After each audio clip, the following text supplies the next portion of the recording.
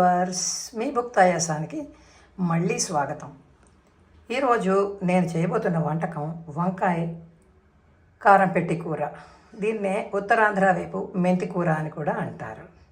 దీనికి కావలసిన పదార్థములు: వంకాయలు 1/2 కిలో, చక్కని తెల్లని కాయలు అయితే బాగుంటాయి. వీటిని వెల్లంకి వంకాయలు అంటారు. ఇవి మా ఉత్తరాంధ్ర వైపే దొరుకుతాయి. నూనె 2 చెంచాలు, ఉప్పు 1/2 చెంచా, చింతపండు ఒక పెద్ద నిమ్మకాయ సైజ్ అంతా నీళ్ళలో నానబెట్టుకుని బాగా పల్చగా చింతపండు గుజ్జు తీసుకోవాలి. ఇప్పుడు మూకుడు పెట్టుకుని పూర్తిగా తీసుకున్న పల్చని చింతపండు నీళ్ళని మూకుడులో పోయాలి. చింతపండు నీళ్ళల్లో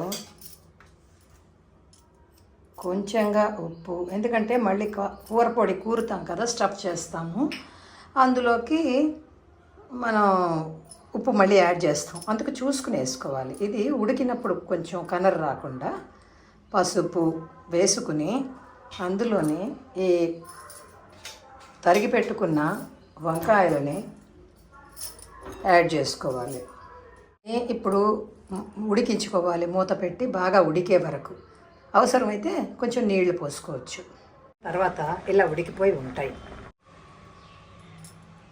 వంకాయలు ఉడికించినప్పుడు వేసిన ఉప్పు సరిపోదు కాబట్టి ముందుగా నేను చెప్పినట్టు కూర పొడిలోని ఉప్పు యాడ్ చేసుకుంటున్నాను. అన్ని పప్పులు వేసి వేయించుకున్న కూర పొడి. దీని డిస్క్రిప్షన్ నేను కింద లింక్లో ఇస్తాను. ఈ వీడియో వేరే చేశాను, అది చూడండి. ఇలా స్టఫ్ చేసుకోవాలి. ఒకవేళ వంకాయలు పెద్దగా ఉన్నా లేకపోతే చిన్నగా ఏవైనా పుచ్చులు వచ్చినా సగం కట్ చేసుకుని సగంలో కూడా స్టఫ్ చేసుకోవచ్చు. తీసుకున్న వంకాయలని ఇప్పుడు కొంచెంగా నూనె పెట్టాం కదా, సిమ్లో పెట్టి ఒక్కొక్క కాయ వేసుకుని ఒక 5 నుంచి 10 నిమిషాల పాటు సిమ్లోనే వేసుకోవాలి.